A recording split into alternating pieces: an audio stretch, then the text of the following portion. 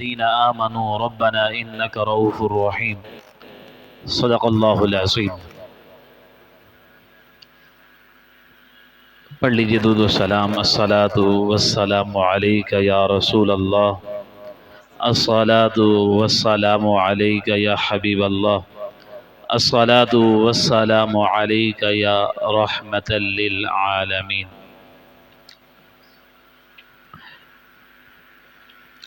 اللہ رب العالمین کی بارگاہ میں حمد و ثنا کے بعد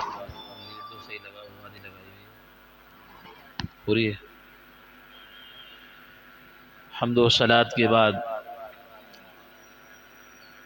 اللہ رب العالمین کی بارگاہ میں ہدیہ درود و سلام عرض کرنے کے بعد میرے دل میں ایک بات آئی ہے موضوع کا آغاز کرنے سے قبل۔ بعض لوگوں کو اس ریکارڈنگ سے تکلیف ہوتی ہے۔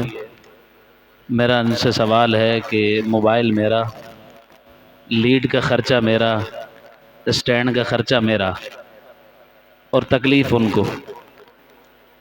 یہ سمجھ سے ورا بات ہے کہ اگر کسی سے لیڈ منگائی ہو، کسی سے موبائل مانگا ہو، کسی سے اسٹینڈ مانگا ہو، ان کو تکلیف ہو، پھر ان کا حق بنتا ہے۔ جب مانگا کچھ نہیں ہے، خرچہ اپنا ہے، تو پھر تکلیف کس بات کی ہے؟ بعض چیزیں ایسی ہوتی ہیں کہ صبر کے اختیار سے باہر چلی جاتی ہے، تو اس لیے بندہ وہ اس طرف آئے کہ صرف اس چیز کو سوچے کہ امام کہ کسی بھی عمل کو جو شریعت کے خلاف ہو وہ امام بن ہی نہیں سکتا۔ ایک دن بھی میں اگر شریعت کے خلاف چلوں کوئی برداشت ہی نہیں کرے گا۔ اور ریکارڈنگ میری نہیں ہوتی ہے، پوری دنیا میں آپ چلے جائیں، آج تقریباً سارے علماء کرام کے بیانات ہو رہے ہیں، اور ہم اس لیے بھی ریکارڈ نہیں کرواتے کہ ہم دوسروں کو بھیجیں، وائرل کریں یا وائرل ہوں، بلکہ اس لیے کہ سب سے پہلے سن کر اپنی اصلاح کرتے ہیں کہ ہم نے آج کے دن جو بیان کیا اس میں کوئی غلطی تو واقع نہیں ہوئی۔ مقصود میرا مقصود یہ ہے، میں ورنہ اس اہل نہیں ہوں کہ میرا بیان وائرل کیا جائے، لوگوں تک بھیجا جائے، اور اس کو بس یہ اللہ رب العالمین کا کرم ہے۔ ربیع الاول کا انتہائی آغاز قریب ہے، اور پہلے ذہن میں ایک موضوع کے اعتبار سے یہ خیال آیا کہ استقبال ربیع النور شریف کے حوالے سے گفتگو کو کیا جائے۔ پھر جب میں نے ربیع الاول شریف اور ماہ صفر المظفر میں بزرگان دین کے اعراس کو لسٹ میں دیکھا تو دو اختلاف رائے سے حضرت سیدنا امام حسن بن مجتبی رضی اللہ تعالی عنہ کچھ مؤرخین کے نزدیک 28 صفر کو، اور معتبر قول 6 ربیع الاول شریف ہے۔ تو کیونکہ میں نے چیک کیا اپنی ڈائری میں، جن فہرست میں چیک کیا کہ کن کن موضوعات پر میں کلام کر چکا ہوں، تو میں نے دیکھا کہ امام حسن پر ہم نے اسپیشلی کسی بزم میں یا جمعے میں یا 11ویں میں کلام نہیں کیا ہے۔ تو میں نے کہا کیوں نہ آج ہم امام حسن رضی اللہ تعالیٰ عنہ کی سیرت کے حوالے سے کلام کریں، اور پھر ربیع الاول شریف، اور ویسے تو امام حسن کا ذکر بھی دراصل حضور کا ذکر ہے۔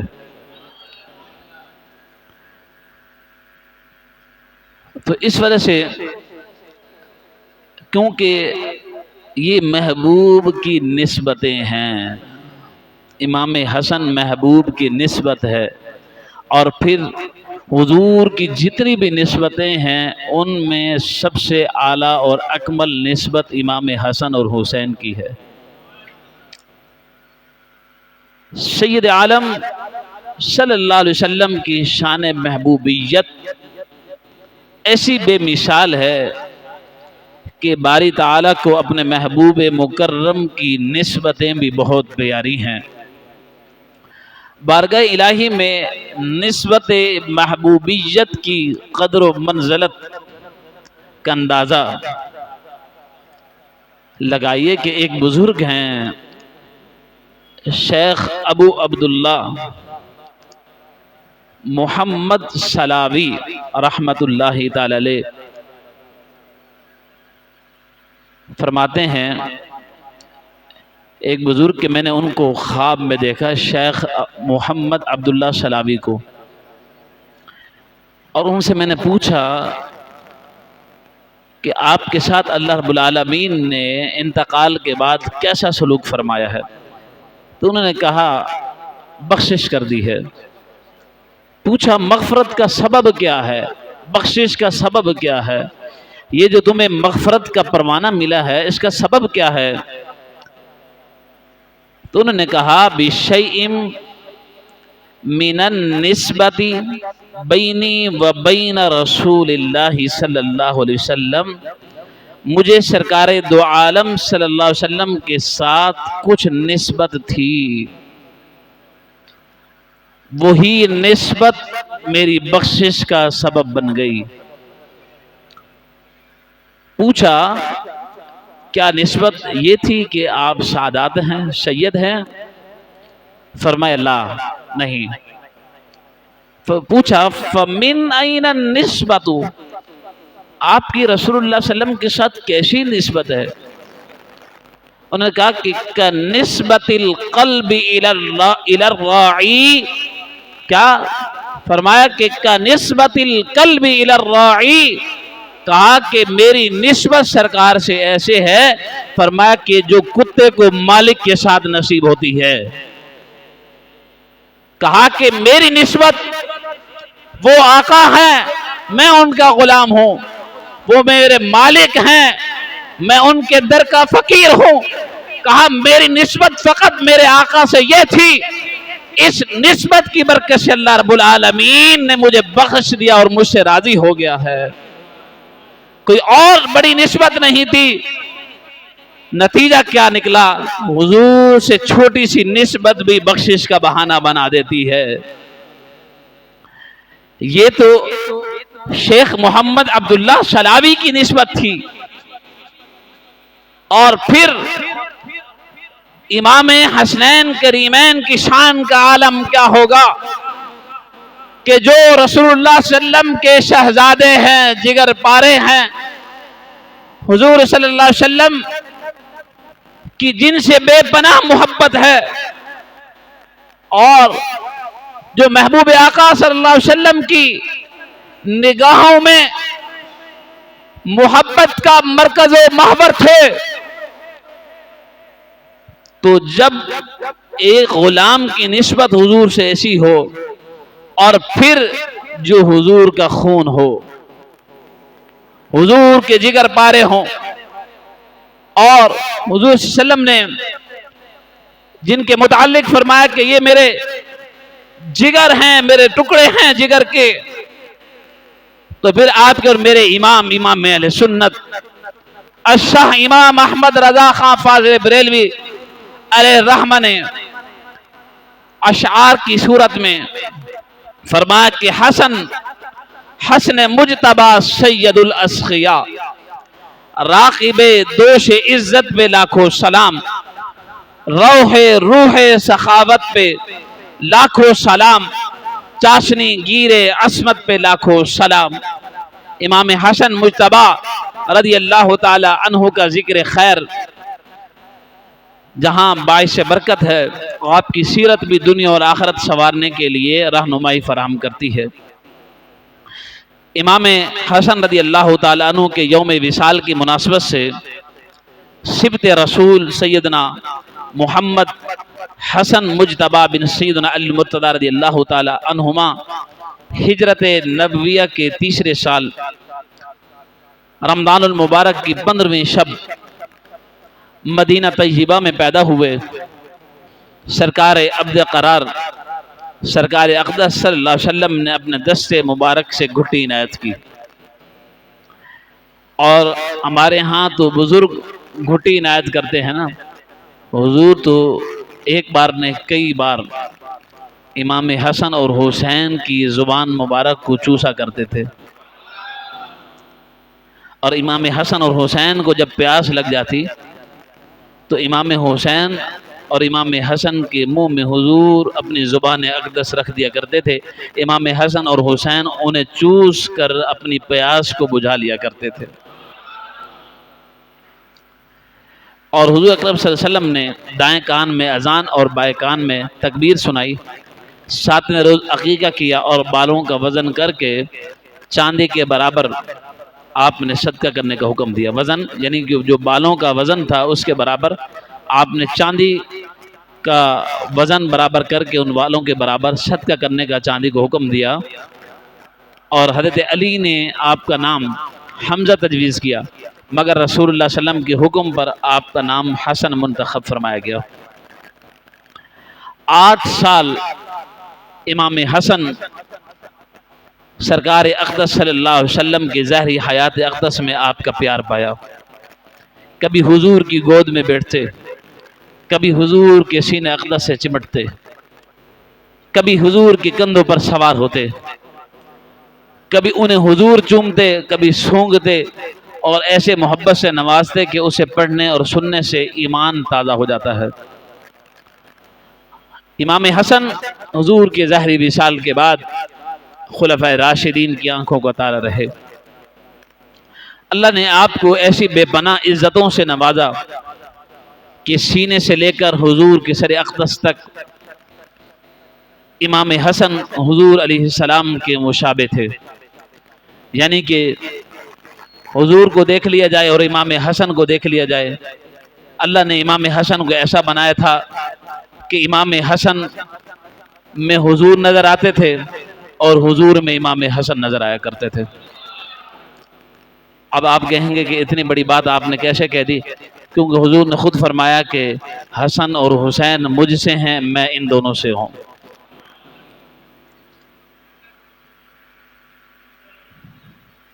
آپ کی عمر شریف 37 برس تھی جب رمضان المبارک 40 ہجری میں سیدنا مولا کائنات شیر خدا کرم اللہ وجہ الکریم کا وصال مبارک ہوا. آپ کی شہادت ہوئی. اس کے بعد آپ کو خلیفۃ المسلمین کے منصب پر فائز کیا گیا. بہت ہی قلیل مدت 6 ماہ آپ نے خلافت کے منصب کو سنبھالا. 41 ہجری میں امت کی بھلائی کے لیے سیدنا امیر معاویہ رضی اللہ تعالی عنہ کے ہاتھ پر بیعت فرما کر خلافت ان کے سپرد کر دی. ذرا اس کے بیک گراؤنڈ کو سمجھ لیجئے. اختلاف تھوڑا سا تھا, وہ یہ تھا کہ حضرت عثمان غنی رضی اللہ تعالی عنہ کی شہادت کے بعد مسلمانوں میں 2 گروہ ہو گئے. ایک گروہ کا یہ خیال تھا کہ جنہوں نے حضرت عثمان غنی رضی اللہ تعالی عنہ کو شہید کیا ہے اس سے فوراً بدلہ لیا جائے. اور ایک گروہ کی یہ فکر تھی کہ پہلے حالات کو کنٹرول میں لے لیا جائے, پھر حکمت کے ساتھ ایک ایک کر کے ان سے بدلہ لے لیا جائے. کیونکہ حضرت عثمان غنی رضی اللہ تعالی عنہ کے قاتلین کا جو گروہ تھا وہ اس وقت طاقتور ہو چکا تھا. اور حضرت علی رضی اللہ تعالی عنہ نے منصب جلیلہ کو سنبھالنے کے بعد آپ نے کہا کہ جب حالات مکمل کنٹرول میں آ جائیں گے تو ہم بدلہ لے لیں گے. اور ادھر کچھ لوگ جو حضرت امیر معاویہ رضی اللہ تعالیٰ عنہ کے ساتھ تھے انہوں نے یہ کہا کہ فوراً بدلہ لیا جائے. اس وجہ سے دونوں گروہ میں اختلاف پیدا ہو گیا. اور صحابہ کا جو اختلاف ہے وہ اجتہاد پر مبنی ہے. دونوں جماعتیں حق پر تھی, لیکن حضرت علی رضی اللہ تعالی عنہ کے مقابل میں جب اس مقابلے کے طور پر ہم کہیں گے تو اس صورت میں ہم کہیں گے کہ مولا کائنات حق پر تھے. اور اگر کوئی اس توازن کے ساتھ یہ بات کہے گا, لیکن حضور کی اس حدیث پر اور آیت کریمہ پر عمل کرتے ہوئے حضور نے فرمایا کہ میرے اصحاب میں جس کی بھی تم پیروی کرو, اقتدیتم اہتدیتم, کہ جس کی بھی تم اقتدا کرو گے ہدایت پا جاؤ گے. تو ہم کسی صحابی کو تہمت، ملامت، طعن و تشنیع نہیں کر سکتے، کیونکہ ہمارے پاس اس چیز کا اختیار نہیں ہے. آج جو سوشل میڈیا کے ذریعے امیر معاویہ رضی اللہ تعالی عنہ کو طعن و تشنیع کیا جاتا ہے یزید کی آڑ میں. ہم کہتے ہیں یزید لعنتی تھا، ملعن تھا، یزید فاسق و فاجر تھا، لیکن ہم یزید کی آڑ میں حضرت امیر معاویہ رضی اللہ تعالی عنہ کو برا بلا نہیں کہہ سکتے. آپ قرآن پاک کا مطالعہ کیجئے، ان میں آپ کو کئی انبیاء کی سیرت ملے گی کہ جن کی اولاد میں سے اولاد بھی ایمان نہیں لے آئی. آپ دیکھیے کہ حابیل اور قابیل کون تھے؟ حضرت آدم علیہ السلام کے بیٹے تھے. حضرت آدم کون تھے؟ اللہ کے نبی تھے. تو کیا اس بنیاد پر جو دنیا میں اس عالم و آب و گیاہ میں جو پہلا قتل کیا گیا وہ زمین پر حابیل اور قابیل کی صورت میں ہوا، تو کیا اس بنیاد پر حضرت آدم علیہ السلام پر معاذ اللہ تبرہ کیا جائے گا؟ تو یہ میں نے آپ کے سامنے مثال رکھی ہے. اسی طرح اولاد کے عمل کو والدین پر نہیں تھوپا جا سکتا، کیونکہ آپ دیکھیں کہ کربلا میں حضرت سعد رضی اللہ تعالی عنہ یہ عشرہ مبشرہ میں سے صحابی ہیں. حضور نے ان کو کئی بشارتیں عنایت فرمائی، کئی خوشخبریاں عنایت فرمائی ہیں، لیکن ان کا بیٹا یزید کے ساتھ تھا، امام حسین کے ساتھ نہیں کھڑا ہوا. کہ اب ہم کیا کہیں گے کہ حضرت سعد بن ابی وقاص پر تشنیع کریں گے؟ تو اس چیز کو مد نظر رکھا جائے تو جس بات کو بنیاد بنایا جاتا ہے وہ بات یہ ہے. اس لیے ہم ہر بندہ قیامت والے دن اپنے عمل کا ذمہ دار ہوگا. اب کوئی کہے کہ مجھے تو فلاں شخص نے یہ مشورہ دیا تھا، تو اللہ تعالیٰ فرمائے گا کیا ہم نے تمہیں عقل نہیں دی تھی؟ سوچ و ادراک نہیں دیا تھا؟ فہم و ادراک ہم نے عطا نہیں کیا؟ تمہارے سامنے حق اور باطل کا فرق کرنے کی ہمیں تم نے تمیز نہیں دی تھی؟ آج تم یہ بہانہ بناتے ہو. تو لہذا کسی کی خطا کو، کسی کی غلطی کو، کسی کی گمراہی کو دوسرے کے ذمہ کرم پر نہیں ڈالا جا سکتا. تو حضرت علی رضی اللہ تعالی عنہ کا جب وصال با کمال ہوا اور ادھر حضرت امام حسن رضی اللہ تعالی عنہ کو خلیفۃ المسلمین مقرر کیا گیا. امام حسن رضی اللہ تعالی عنہ کے اوصاف کریمہ بڑے خوبصورت ہیں، ایسے ایسے اوصاف حمیدہ ہیں اگر تاریخ میں دیکھا جائے تو آپ جیسا حلم رکھنے والا، آپ جیسا بردبار نظر نہیں آتا ہے. 45 سال 6 ماہ اور چند دن کی عمر مبارک 5 ربیع الاول کو آپ کو تیسری مرتبہ جب زہر دیا گیا، اور یہ زہر آپ نے اپنے بھائی امام حسین رضی اللہ تعالیٰ عنہ سے فرمایا کہ 2 مرتبہ مجھے پہلے بھی زہر دیا گیا لیکن اس کی شدت کو میں نے برداشت کر لیا، لیکن آج جو مجھے زہر دیا گیا ہے اس نے میرے کلیجے کو پھاڑ دیا ہے، میری جو گردے ہیں ان کو اس نے پھاڑ دیا ہے، میرے زہر جو ہے وہ پورے جسم میں حلالت کر چکا ہے. تو امام حسین نے پوچھا بھائی سے یہ آپ کو کس نے زہر دیا ہے؟ تو آپ کی حلم کی مثال میں آپ کے سامنے پیش کر رہا ہوں. آپ نے فرمایا اگر جس کے بارے میں سوچ رہا ہوں اگر وہی ہے تو قیامت والے دن اللہ کے حوالے میں اس کا معاملہ کرتا ہوں، اور اگر وہ نہ ہوا تو میں نے بدگمانی کی، تو اس وجہ سے اللہ رب العالمین کہیں میری پکڑ نہ فرما دے، تو اس لیے میں اپنے معاملے کو اللہ کے ذمہ کرم ڈالتا ہوں. یہ ایسا آپ کا حلم تھا، اور آپ کا جو شک تھا وہ 100% یقینی تھا. تحقیقات بعد میں ثابت ہے کہ کس طرح آپ کو زہر دیا گیا، کیوں دیا گیا. لیکن ایک بات ذہن میں رکھ لیجئے، آپ کو اور مجھے اس بات کی اجازت نہیں دی گئی ہے اب دیکھیے یہ جو لوگ آج کل ہمیں جہالت کی طرف لے کر جا رہے ہیں، صحابہ اور اہل بیت کے جو معاملات ہیں ان کو بیان کرتے ہیں، اختلافات کو اٹھاتے ہیں. اچھا اس بات سے کیا سبق ملتا ہے؟ ایک تو ہمارے اندر ان کی محبت کو ختم کرنے کی مجھے جہاں تک سمجھ میں آئی وجہ ایک یہ ہے. دوسری یہ ہے کہ ان کا جو ادب ہے وہ ہمارے سینوں سے نکالا جائے. اب دیکھیں جو یہ صحابہ اور اہل بیت کا اختلاف بیان کرتے ہیں، میرا ان سے سوال ہے کہ جو تمہارے گھر کے اندر کے اختلاف ہیں، اگر ہم اس کو اس طرح میڈیا پر لا کر بیان کریں، کیا تم اس کو برداشت کرو گے؟ تمہیں اچھا لگے گا؟ بھئی ان کے معاملات سے اللہ بہتر جانتا ہے.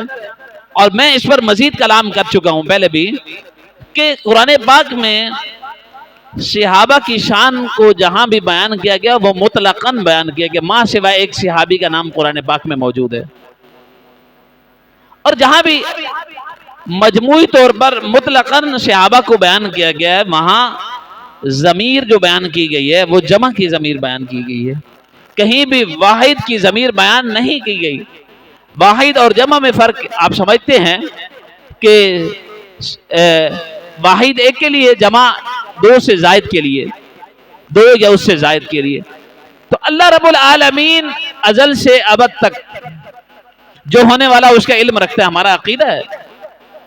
تو کیا اللہ رب العالمین معاذ اللہ یہ جو لوگ آج گفتگو کر رہے ہیں صحابہ پر کفر کے معاذ اللہ فتوے لگاتے ہیں، تکفیر کرتے ہیں بزرگان دین کی، میرا ان سے سوال ہے کیا معاذ اللہ تم اللہ پر کفر نہ کفر باشد، معاذ اللہ کیا تم اللہ پر یہ بہتان باندھ رہے ہو کہ اللہ رب العالمین نے جو قرآن پاک میں آیات بینات کو بیان فرمایا، مثال کے طور پر اللہ رب العالمین نے فرمایا کہ کلا وعد اللہ الحسنی، اللہ نے محبوب آپ کے سارے غلاموں سے، آپ کے سارے صحابہ سے وعدہ حسن فرمایا ہے. کل کا جو لفظ ہے یہاں کل نہیں فرماتا اللہ رب العالمین. جب کل کہہ دیا اب کوئی بھی صحابی ہے وہ اس میں شامل ہے. اب ایک اور مثال میں آپ کو دیتا ہوں، آپ قرآن پاک کو مطالعہ کیجئے. اولئک هم المؤمنون حقا، اللہ کریم ارشاد فرماتا ہے یہی ایمان والے حق پر ہیں. کیا ہیں؟ حق پر ہیں. ہم کا جو لفظ ہے واحد کی ضمیر کیا ہوتی ہے؟ ہوا. وہ ایک ہم قرآن پاک میں پڑھتے ہیں، ہم جب کہتے ہیں ہو اللہ، کیا کہتے ہیں؟ ہو اللہ. ہو اللہ کا مطلب کیا؟ وہ ایک ہے. اب اللہ کا معنی، اللہ تو اس میں جلالت ہے، ہوا کا معنی ہوتا ہے وہ. یہ جو ہم نے ایک کا معنی کیا یہ کہاں سے کیا؟ یہاں سے کیا، گرامر سے کیا. یہ جو ہوا ہے یہ استعمالی فرد واحد کے لیے ہوتا ہے، ایک کے لیے ہوتا ہے. تو ہم نے جب کہا ہو اللہ تو معنی ہوا کہ وہ ایک ہے. ہم نے یہ نہیں کہا کہ ہوا واحد اللہ، یا ہم نے یہ نہیں کہا ہوا اللہ واحد، بلکہ جب ہم نے یہ کہا ہوا اللہ، وہ اللہ ایک ہے، تو معنی یہی تھا کہ وہ ایک ہے. تو اسی طرح میں یہ سوال کرتا ہوں مؤدبانہ طریقے سے کہ جب اللہ رب العالمین نے فرمایا کہ اولئک هم المؤمنون حقا، کہ یہ ایمان والے حق پر ہیں، اور قرآن جب بھی مخاطب ہوتا ہے تو پہلے حضور سے ہوتا ہے، پھر حضور کے اصحاب سے ہوتا ہے. تو جب اللہ رب العالمین نے فرمایا کہ هم المؤمنون حقا، یہ سارے ایمان والے حق پر ہیں، اللہ یہ کہہ دیتا اولئک هو المؤمنون. یہ یہاں تبعیض کا معنی کے طور پر کوئی لفظ لے کر آیا جاتا کہ بعض ایمان والے آپ کے ساتھ پہ، ورنہ تو حضور نے ایک صحابی کو منافقین کی فہرست بھی تو دی تھی نا. اور جب حضرت عمر کا وصال ہوا تو آپ اس صحابی کے پاس گئے اور ان سے پوچھا حضور نے تمہیں جو نام لکھوائے تھے منافقین کے، اب آپ کہتے ہیں کہ امام صاحب کتنی سخت گفتگو کرتے، کیوں روکتے ہیں ادھر ادھر جانے سے؟ بھائی ہم آپ کو حق بات بیان کرتے ہیں، ادھر ادھر جائیں گے تو تباہ ہو جائیں گے. اب جو لوگ کہتے ہیں نا کہ حضور کو معاذ اللہ، اب کہیں گے یہ کہاں سے بات آ گئی؟ بھائی کتابیں ان کی بھری ہوئی ہیں، آپ اٹھائیں کتابیں، میں کتابوں کے نام بتاتا ہوں. آپ اٹھائیں، ہم نہیں پڑھ کے بتاتے، آپ خود کتاب خریدیں مارکیٹ سے، ان کے مکتب سے خریدیں، ہمارے مکتب سے بھی نہ خریدیں۔ اگر وہی بات آپ کو مل جائے ٹھیک ہے، نہیں ملے تو ہمارا گریبان آپ کا ہاتھ۔ کہ انہوں نے کہا کہ معاذ اللہ حضور کو دیوار کے پیچھے کا علم نہیں ہے۔ یہ کن لوگوں نے کہا ہے؟ آپ سب جانتے ہیں، میں نام نہیں لینا چاہتا۔ اب میں ان سے سوال کرتا ہوں کہ حضور کو اگر معاذ اللہ دیوار کے پیچھے کا علم نہیں ہے تو حضور دلوں کو دیکھ کر کیوں اس صحابی کو نام بتا رہے ہیں کہ فلاں فلاں منافق ہے؟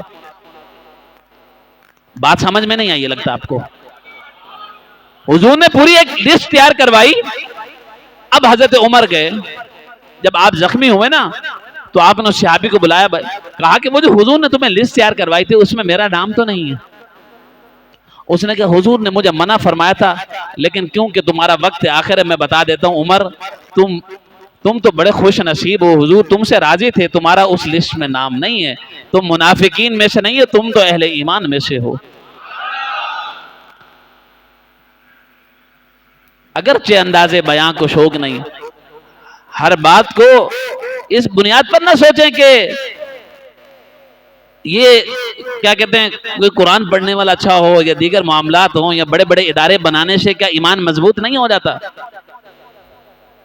حضور کے زمانے میں آپ اصحاب کو اٹھا کر دیکھ لیں، وہ پیدل حج کیا کرتے تھے، تو کیا حضرت عثمان غنی رضی اللہ تعالیٰ عنہ امیر تھے، کبیر تھے، لیکن سادگی اور عاجزی حضور کی نسبت سے کیا حاصل تھی؟ امام حسن کے بارے میں بھی یہی آتا ہے کہ آپ نے ایک کتاب میں نے روایت کو پڑھا کہ 25 حج اور ایک میں پڑھا 50 حج آپ نے پیدل کیے۔ یہ چھوٹی بات ہے؟ ذکر ہو اہل بیت کا اور سبحان اللہ نہ نکلے، واہ واہ، افسوس ہے۔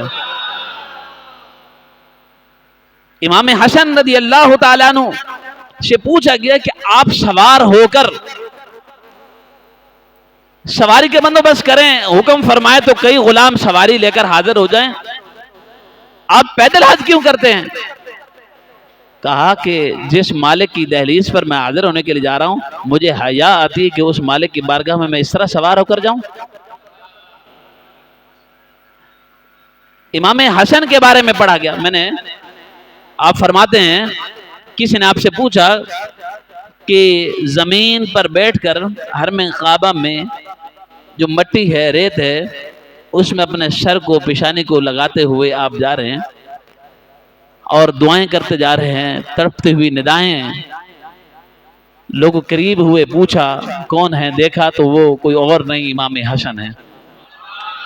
لوگوں نے کہا حضرت آپ کو اللہ نے بڑا مقام عطا فرمایا ہے، بڑا رتبہ عطا فرمایا ہے، آپ کی شان بڑی برا ہے، آپ علی کے شہزادے ہیں، فاطمہ کے لخت جگر ہیں، حضور کے نواسے ہیں، آپ کو اتنی عاجزی کرنے کی کیا ضرورت ہے؟ تو حضرت امام حسن رضی اللہ تعالی عنہ کی عاجزی کا عالم دیکھیے، کہا کہ میں، اللہ نے نسب تو بڑا اونچا فرمایا، عطا فرمایا ہے، لیکن قیامت والے دن میں اس نسب کی وجہ سے نہیں بلکہ اللہ کی انتہا درجے کی بندگی کی وجہ سے پہچانا جاؤں۔ آج ہمیں تھوڑا سا مقام مل جائے، تھوڑے سے لوگ ارد گرد ہجوم لگ جائے تو ہم سمجھتے ہیں کہ ہم بہت اونچے ہو گئے ہیں، جیسے آج کل ہمارے پیڑوں کا بیڑا غرق ہوا ہے۔ آپ جائیں 10 انگوٹھیاں پہنی ہوئی ہیں، بڑے بڑے بال رکھے ہوئے ہیں اور شریعت کی دھجیاں اڑ رہی ہیں، داڑھی جو ہے سنت کے خلاف ہے، یا تو ہے نہیں ہے تو بہت بڑی ہے، اور کیا کہتے ہیں قوالیاں ہو رہی ہیں، رقص رقصاں ہو رہا ہے، اور ہم بس کہہ رہے ہیں یہ تصوف ہے۔ اور بھائی جو تصوف شریعت سے جدا ہو وہ تصوف ہی نہیں ہے۔ تصوف طریقت وہی ہوتی ہے جو شریعت کے ساتھ منسلک ہو، اور آج لوگ پھر وہاں فخر محسوس کرتے ہیں کہ ہزاروں لاکھوں روپے لٹا دیتے ہیں وہاں پر قوالوں پر۔ میں یہ کہتا ہوں کہ جو آج کے قوال ہیں وہ قوال نہیں ہیں، وہ قوال نہیں ہیں، بلکہ وہ کیا ہیں، جو گانا گانے والے ہیں اور وہ ہیں، ان میں کوئی فرق نہیں ہے۔ قوالی کی شرعی حیثیت پر بھی انشاءاللہ اگر کسی جمعے پر موقع ملا تو انشاءاللہ کلام کریں گے۔ امام حسن رضی اللہ تعالی عنہ کی شان، حضور نے خود فرمایا تھا کہ میرا یہ شہزادہ ایسا ہے۔ حضرت ابو بکر نفیع سے یہ روایت ہے کہ حضور ایک دن ممبر پر جلوہ فراز تھے اور آپ امام حسن آپ کے پہلو میں تھے۔ آپ کبھی لوگوں کی طرف نظر فرماتے اور کبھی امام حسن کی طرف نظر فرماتے، اور مجھے اس صحابی کی وہ ایک بات یاد آتی ہے کہ جب حضور ایک غزوے پر گئے اور 3 صحابہ نہیں جا سکے، ایک صحابی اس وجہ سے نہیں جا سکے کہ ان کا باغ تیار تھا، تو جب وہ نہیں جا سکے تو حضور واپس آئے، حضور نے ناراضگی کا اور قرآن میں حکم نازل ہو گیا۔ جو قرآن پاک کے حافظ ہیں وہ بیٹھے ہیں، وہ علی الثلاثۃ الذین خلفوا 11ویں پارہ اس پر بات پر شاہد ہے۔ 50 دن حضور نے ان سے بائیکاٹ کر دیا۔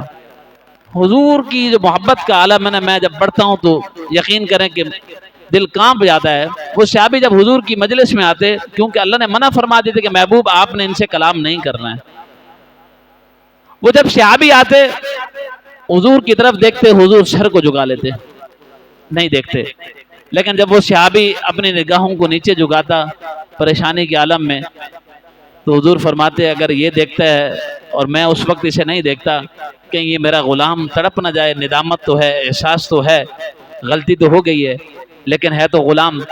جب وہ کہیں اور دیکھتا یا نظروں کو نیچے جھکاتا تو حضور سر اٹھاتے اور اسے دیکھتے۔ یعنی یہ بھی محبت کا عالم تھا۔ اور یہاں امام حسن حضور ممبر پر بیٹھے ہیں بلا تشبیہ و بلا تمثیل، اور امام حسن آپ کے پہلو میں موجود ہے، اور حضور کبھی سامعین کو دیکھ رہے ہیں اور کبھی امام حسن کو دیکھ رہے ہیں۔ اور گفتگو کے اس عالم میں حضور نے فرمایا اپنے صحابہ سے، حضور کا غیب کا علم کا انکار کرنے والوں سنو، تمہیں یہ روایتیں نظر نہیں آئیں گی، کیونکہ ختم اللہ علی قلوبہم وعلی سمعہم وعلی ابصارہم کی مہر تمہارے سینوں پر، تمہارے دلوں پر، تمہاری زبانوں پر لگ چکی ہے، تمہیں یہ روایات نظر نہیں آئیں گی۔ اور یہ روایات حضور کا علم غیب ماننے والوں کو یہ روایات نظر آئیں گی، امام احمد رضا کے غلاموں کو یہ روایتیں نظر آئیں گی۔ حضور نے فرمایا امام حسن کو دیکھتے ہوئے، فرمایا کیا فرماتے ہیں نگاہ ڈالتے ہوئے، ان ابنی ھذا سید و لعل، کا سید، اللہ اکبر۔ حضور فرما رہے ہیں یہ میرا بیٹا سردار ہے، یہ میرا بیٹا سردار ہے، یہ میرا بیٹا سردار ہے۔ ابھی تک لگتا ہے کہ آپ میرے مزاج سے آشنا نہیں ہوئے، خدا کرے اللہ آپ کو مجھ سے آشنا کر دے۔ ہاں، حضور نے فرمایا کہ ان ابنی ھذا سید، یہ میرا بیٹا سردار ہے، وَلَعَلَّ اللَّهَ أَن يُصْلِيَ بِهِ بَيْنَ، فرمایا فِئَتَيْنِ عَظِیمَتَيْنِ مِنَ الْمُسْلِمِینَ، کہ یہ میرا بیٹا حسن سید بھی ہے، سردار بھی ہے، اللہ تعالیٰ اس کے ذریعے مسلمانوں کی 2 جماعتوں کے درمیان صلح فرمائے گا۔ یہ جو حضور نے بشارت دی تھی اپنی زندگی میں، حیات طیبہ میں، وہ جا کر 40 ہجری میں، کتنے سال پہلے بشارت دی۔ میں نے کہا یہ تو 40 ہجری کی بشارت ہے، وہ روایت بھی تمہیں نظر نہیں آتی کہ حضور نے فرمایا قیامت کا جب قرب ہوگا اور جب فتنہ دجال اٹھے گا، میرے جو غلام، میرے امتی جو اس کے خلاف جہاد کریں گے اٹھیں گے، کہا ان کا نام بھی جانتا ہوں، کہا وَأَبٌ، ان کے باپ کا نام بھی جانتا ہوں۔ فرمایا یہاں تک حضور نے نہیں ارشاد فرمایا بلکہ غلاموں سنو اور اپنے سینوں کو ٹھنڈا کرو، حضور نے فرمایا نام بھی جانتا ہوں، کہو نا ذرا، کہا ان کے والد کا نام بھی جانتا ہوں، اور کہا اتنا نہیں جانتا بلکہ یہ بھی جانتا ہوں کہ جن جن سواریوں پر سوار ہوں گے ان سواریوں کے رنگوں کو بھی جانتا ہوں۔ یہ حضور قیامت تک جو ہونے والا ہے اور قیامت کے قرب میں ہونے والا ہے، وہ میرے آپ کے آقا بیان فرما رہے ہیں. تو یہی عقیدہ ہم چاہتے ہیں, یہی عقیدہ حق ہے. وہ عقیدہ ہی کیا عقیدہ کہ جس میں حضور کی معاذ اللہ شان کو گھٹایا جائے, اگر اس عقیدے کو اپناؤ گے تو جان لو پھر اپنے عقل سے پوچھو کہاں حشر ہوگا. اور وہ عقیدہ سبحان اللہ, وہ عقیدہ اگر ہو کہ جس میں حضور کی شان کو, حضور کی رفعت کو, جیسا کہ رب العالمین نے قرآن میں بیان فرمایا ہے, جیسے کہ احادیث طیبہ میں حضور نے اپنی شان کو بیان فرمایا ہے, اگر اس طرح مانا جائے کہ ہم یہ کہتے ہیں کہ حضور خدا بھی نہیں اور خدا سے جدا بھی نہیں.